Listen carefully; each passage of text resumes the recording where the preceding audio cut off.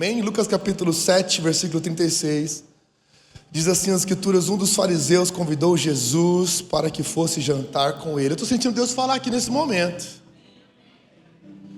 Meu Deus, senti uma palavra de Deus aqui. Vira para quem está do seu lado e fala assim: ó, Deus falou aqui no meu coração que assim como Jesus, você vai me chamar para almoçar. Amém ou não amém? Ai, Jesus tinha fome, né?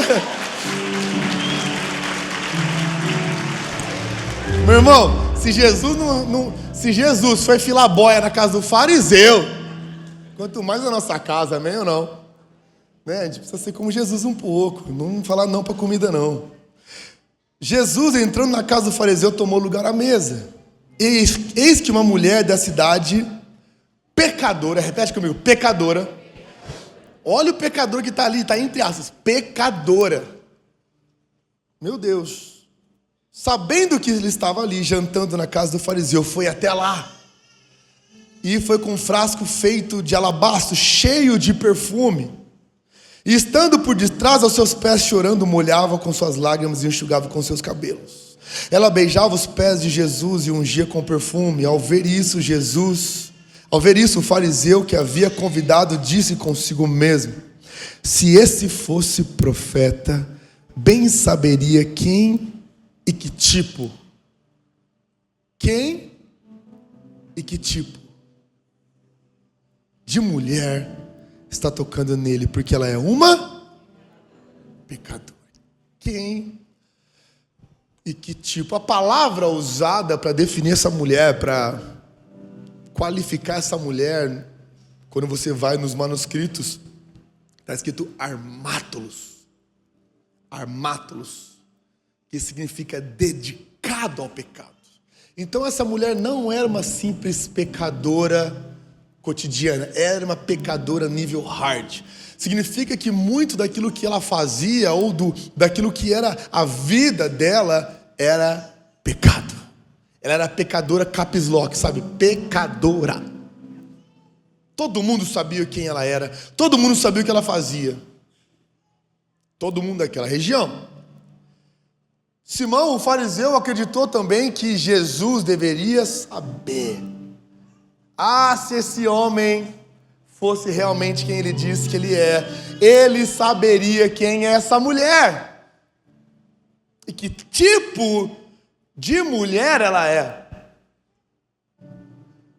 Como se Jesus não soubesse quem todo mundo é. Como se Jesus não soubesse quem as pessoas são. Sabe, Simão, o fariseu que convidou Jesus para jantar, ele se parece com muitas pessoas que estão perto de Jesus. Nós vivemos numa nação onde o evangelho tem se propagado. Isso é bom, sim ou não, igreja? Quantos amam o avivamento sobre a nossa nação? Hoje muitas pessoas que você cresceu e que não cresceram na mesma fé que a sua hoje são cristãos, evangélicos, sim ou não? Porém, com essa capacidade do evangelho se expandir, muitas pessoas se aproximam e elas não realmente se converteram, elas se convenceram. Elas não são convertidas. Elas são como Simão. Simão não queria saber de Jesus, e isso deixa muito claro, porque ele estava chamando Jesus para a casa dele para julgar Jesus. A mesa a qual Jesus foi convidado não era uma mesa leve, era um jantar com um propósito. Tanto que no primeiro momento Simão falou: peguei ele. Se esse homem fosse realmente um homem de Deus, ele ia saber quem está tocando nele. Peguei Jesus. Simão não queria um relacionamento com Jesus. Simão só queria Jesus por perto. Jesus queria algo social com Jesus. E é assim que muitas pessoas querem Jesus. Jantar com alguém não significa se relacionar com alguém, sim ou não? Quantas e quantas pessoas você jantou e você nem lembra o nome? É ou não é? Eu não estou falando dos seus parentes que chegam para jantar sem avisar. Eu estou falando de quem você precisa convidar para vir na sua casa. A maior demonstração de intimidade é quando você vai no lugar sem ser convidado, não é? Você chega na casa do seu amigo e fala, abre que eu cheguei. Eu não estou em casa. Não tem problema, destrava o portão. A maior demonstração de intimidade é quando você entra na casa de alguém sem ser convidado. Eu vou na casa do meu pai, eu sei a senha da porta, a única coisa que eu faço é dar uma batida, né? Porque... Ô pai, tô entrando, galera, bom dia. Você não faz isso com seus pais ou não? Eu achei que era só eu, gente. A realidade é que Simão não queria intimidade com Jesus. Simão queria conhecer Jesus. Simão queria falar que conheceu Jesus. Simão queria falar que Jesus conheceu ele. Muitas e muitas pessoas que se dizem hoje seguidores de Jesus são apenas pessoas que querem ter um social com Jesus. Não houve transformação, não houve renovação, não houve renúncia, não houve arrependimento, não houve mudança. Você conhece alguém que diz que anda com Jesus, mas nada mudou. E é impossível que alguém conheça Jesus e permaneça a mesma pessoa. É impossível. Jesus não morreu na cruz para você ter um conceito social. Jesus morreu na cruz para você ser salvo. Jesus não quer ficar famoso. Jesus não precisa que o Neymar fale que conhece ele. Quantas e quantas pessoas, hoje celebridades, elas dizem que são de Jesus e amam Jesus e têm Jesus como seu Senhor, mas na verdade não demonstram verdadeiramente o senhorio de Cristo na sua vida. Estou falando alguma besteira aqui, sim ou não? Não, né? Todo mundo conhece alguém que você fala assim, não.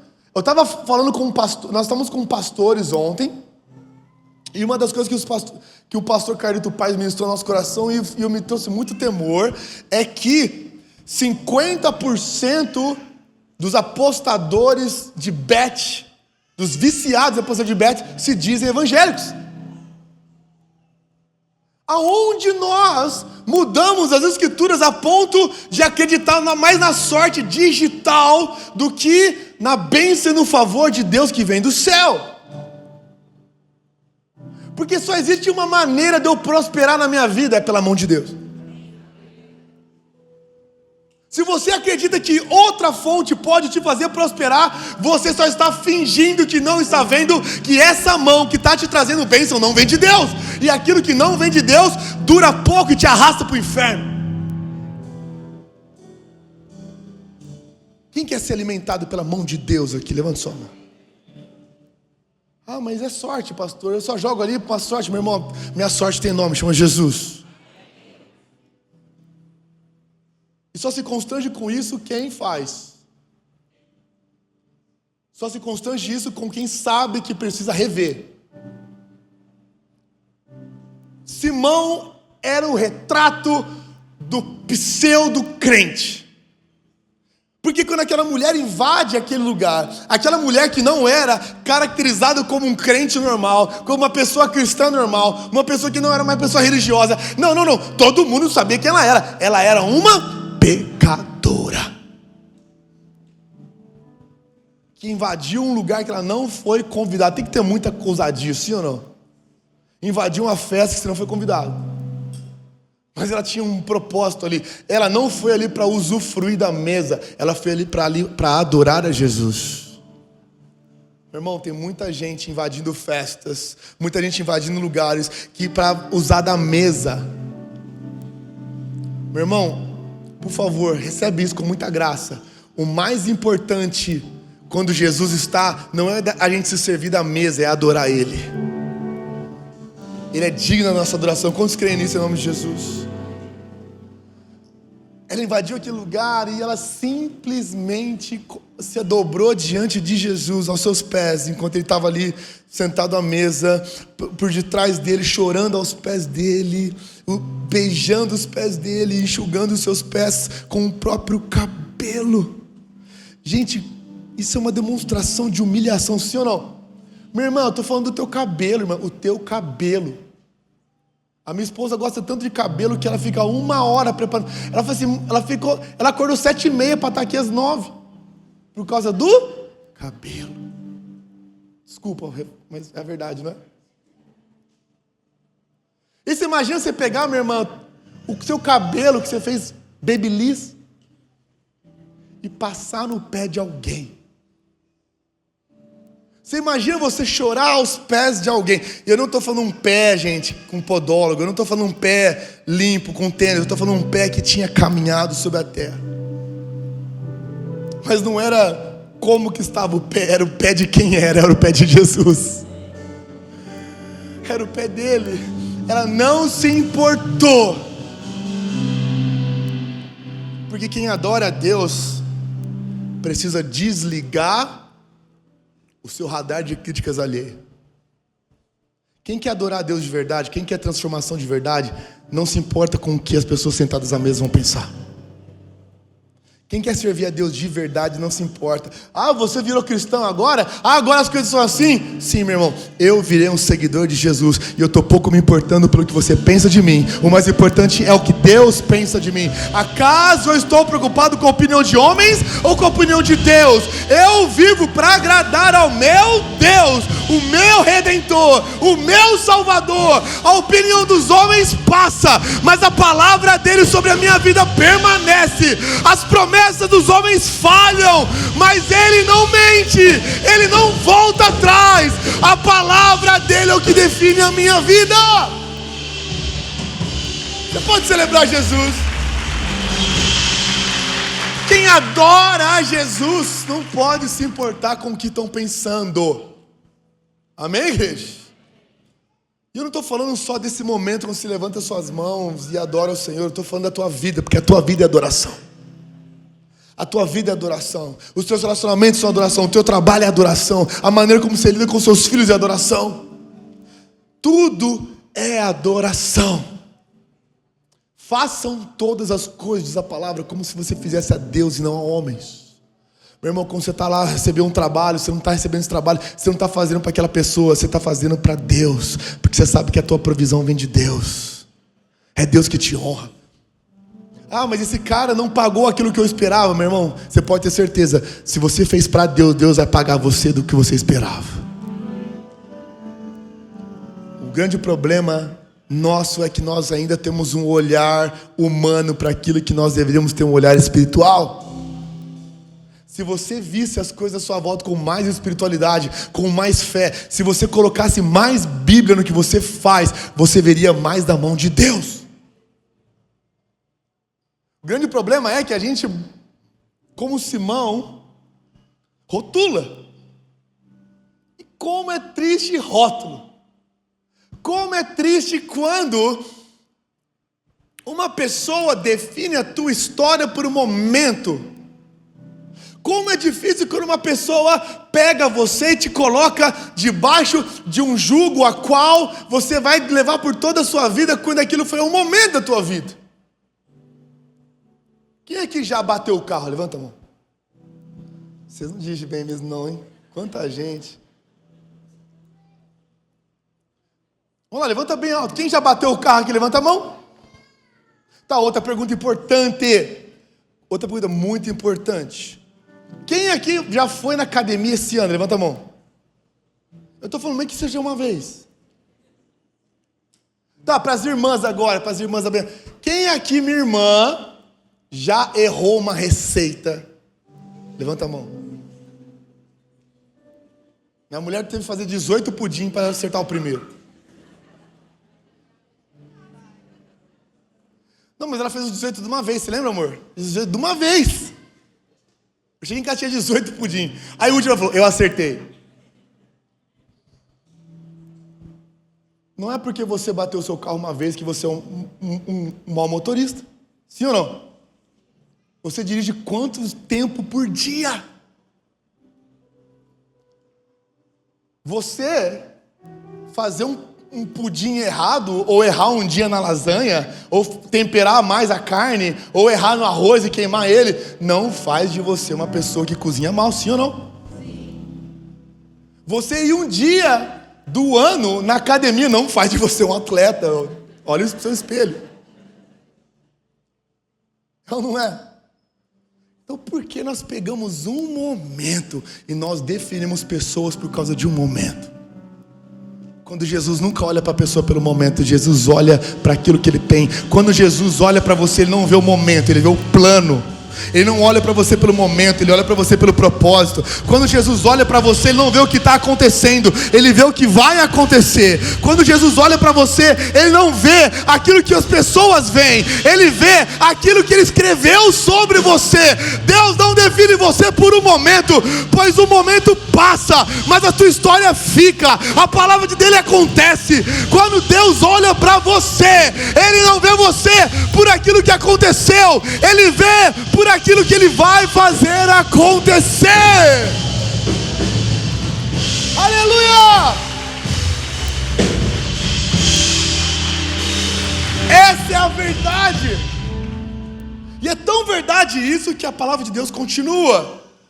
Jesus, sabendo o que havia no coração de Simão, Jesus é lindo, Jesus fala: Simão, deixa eu te fazer uma pergunta. Posso te perguntar algo? E Simão ainda pergunta: diz, mestre.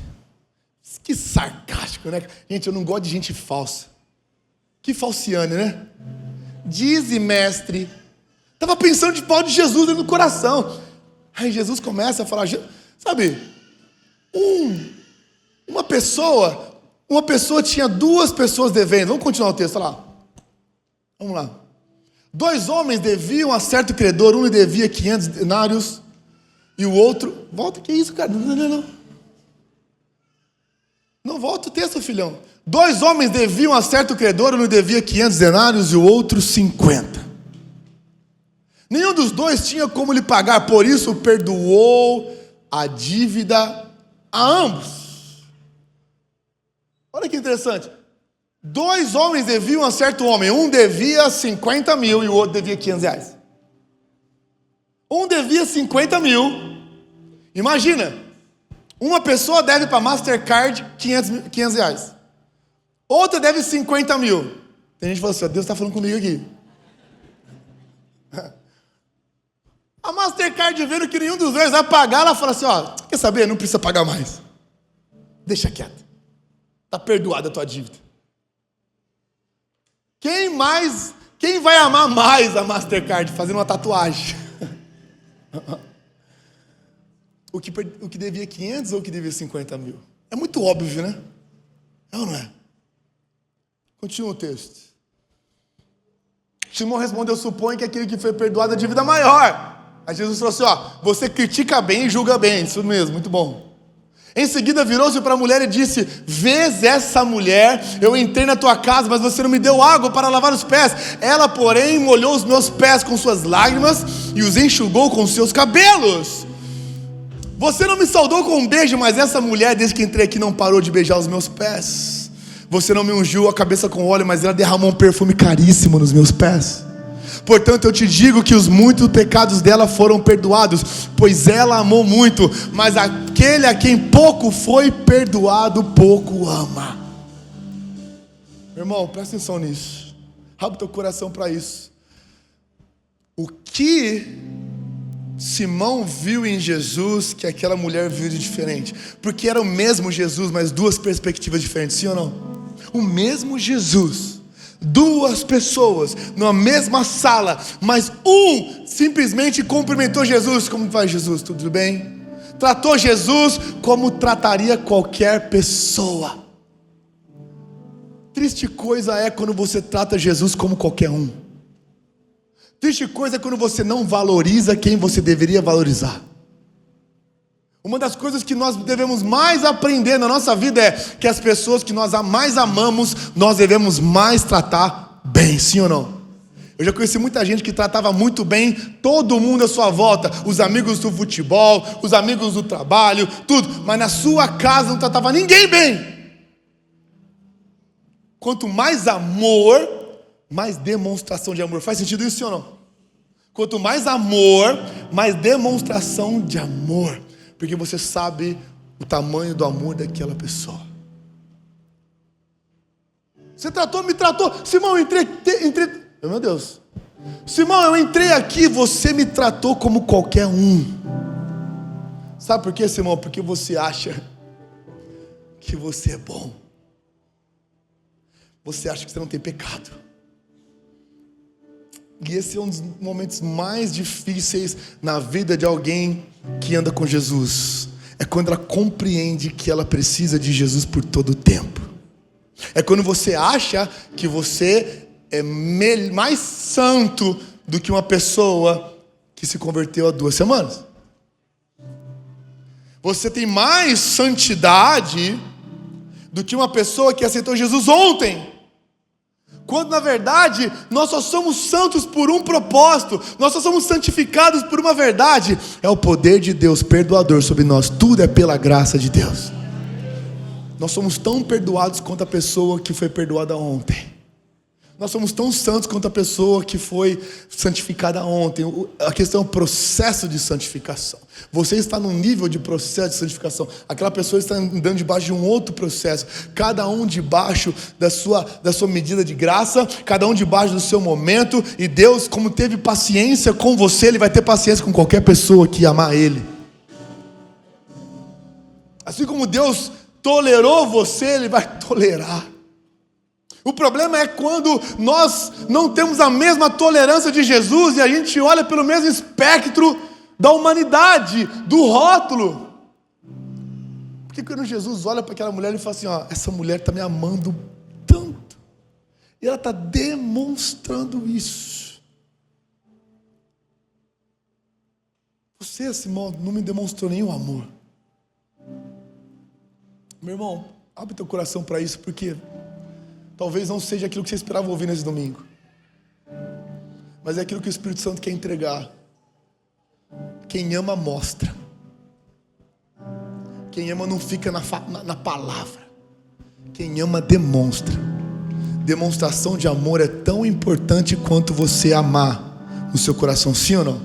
Porque quando você ama, transborda, é ou não é?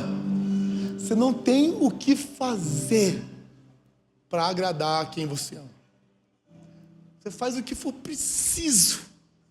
Você faz o que for tiver ao seu alcance. Eu já vi cada pessoa fazer cada coisa por amor. E um amor passageiro, um amor que um dia passa, um dia pode. É um amor frágil.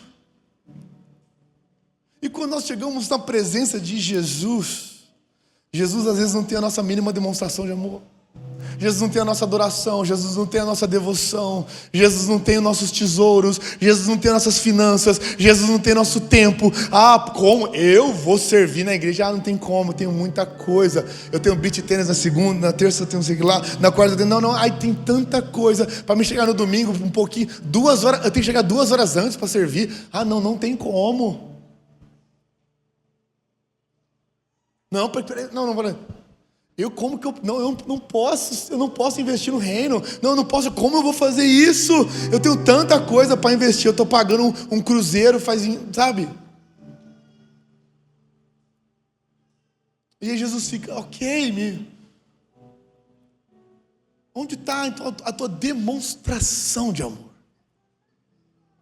Porque aquela demonstração daquela mulher deixou óbvio quem amava mais depois que Jesus falou. Jesus falou assim, olha, eu tenho como mostrar para vocês. Eu tenho uma balança aqui de quem ama mais. Sim ou não, gente? Eu tenho uma balança aqui que mostra de verdade. Você tem a sua volta e muitas vezes você teve uma régua para medir o amor das pessoas. Sim ou não? Você me ama? Ama como? Ama como? Você consegue definir o amor das pessoas ao seu redor por como o comportamento delas é com você, sim ou não, gente? Vocês falam, você me ama? Ama nada, ó. Isso. Ama nada. Tu ama o teu cachorrinho. Tu ama o teu pet. Eu não. Com Jesus é a mesma coisa. Vocês acham que Jesus não tem uma balança? Será que vocês não entendem que a primeira frase de Simão já foi quebrada quando ele pensou, ele não sabe quem ela é? E a verdade é, Jesus amou muito aquela mulher porque Jesus sabia quem ela era. Jesus sabia tanto quem ela era e tanto quem Simão era, que ele falou: Simão, ela me ama muito mais que você. Ela realmente teve uma vida de pecado, mas a minha graça é suficiente para todo aquele que peca. A minha graça é suficiente para todo aquele que se arrepende. E essa menina entendeu o tamanho do meu amor. A quem muito foi amado, muito foi perdoado. Você lembra Jesus? Vamos lá. Eu sei, fala assim: pastor, está pegando pesado essa manhã. Não, meu irmão, isso são palavras de amor. A palavra de Deus fala que eu como ferro afio ferro. Assim é a palavra do amigo, meu irmão. Muitas das vezes a gente precisa te trazer de volta. A gente precisa ser trazido de volta. Falar: ei, nós precisamos amar Jesus mais, sim ou não? Quem precisa amar a Jesus mais? Levanta sua mão. Fala: eu preciso amar mais a Jesus. Eu preciso mostrar mais para Jesus que eu amo Ele. Eu preciso dedicar mais. Eu preciso entregar mais. Eu preciso me ofertar mais. Eu preciso chorar mais na presença dEle. Eu preciso ler mais a palavra de Deus. Eu preciso demonstrar o que Ele fez por mim. Foi tão grandioso. Eu era tão pecador. Eu era uma pessoa tão afastada, tão perdida. Aonde você estaria hoje sem Jesus? Ele é digno da nossa adoração. E sabe o que acontece? Olha o que a palavra de Deus fala. Continua o texto, filho, por favor. Deus está falando com você, sim ou não? Tem alguém recebendo de Deus aqui essa manhã?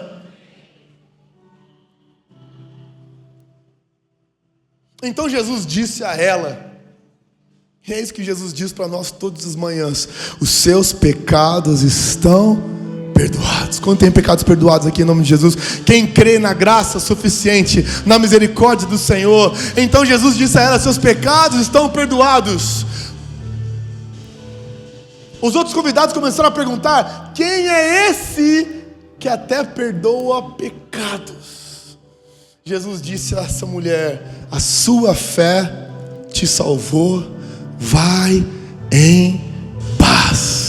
E não uma paz que o mundo dá, mas a paz que eu dou. E não a paz que você encontra em tesouros, em recursos, nesse perfume caro. A paz que você procura em opiniões alheias, mas é a paz que eu dou, que o mundo não pode dar. É a verdadeira paz. A paz livre de condenação. A paz livre de jugo. A paz livre de apontamento. A paz que só o Filho de Deus pode dar. Quem é esse que perdoa os pecados? Eu digo para você: é Jesus, aquele que pagou o preço pelo seu pecado, aquele que morreu a tua morte para que você tenha vida, aquele que mostrou para você o teu valor. Ele ama você a ponto de derramar o sangue dele por nós. Esse é o nosso Jesus. Ele deve ser adorado, Ele deve ser entronizado. É sobre Ele, a nossa vida é dele, em nome de Jesus. Você quer isso, sim ou não? Você pode aplaudir Jesus? Essa é a verdade, esse é o Evangelho. O Evangelho são pessoas pecadoras adorando a Jesus e sendo transformado por Ele. Esse é o Evangelho. Eu e você, todos nós não devemos ser Simão. Nós não devemos se colocar debaixo do nosso moralismo e falar: olha só, eu já sou bom e eu já estou dividindo a glória com Jesus, eu já carrego o poder de Deus, Jesus tem que pedir para fazer as coisas para mim antes. Olha só, eu sou quase um semideus. Não. Todos nós, quando Jesus se senta à mesa, nós dobramos os nossos joelhos e adoramos. Todos nós, quando Jesus chega, nós nos colocamos sobre os pés deles e falamos: Jesus, eu não seria nada sem você. Jesus, você me perdoou. Jesus, você me redimiu. Jesus, você me transformou. Eu te adoro com as minhas lágrimas. Eu te adoro com o meu corpo. Eu te adoro com os meus tesouros. Eu não seria nada sem você. Quantos dependem de Jesus aqui? Fica de pé no seu lugar, então. Vamos declarar isso. Vamos declarar isso. Levanta suas mãos e começa a falar.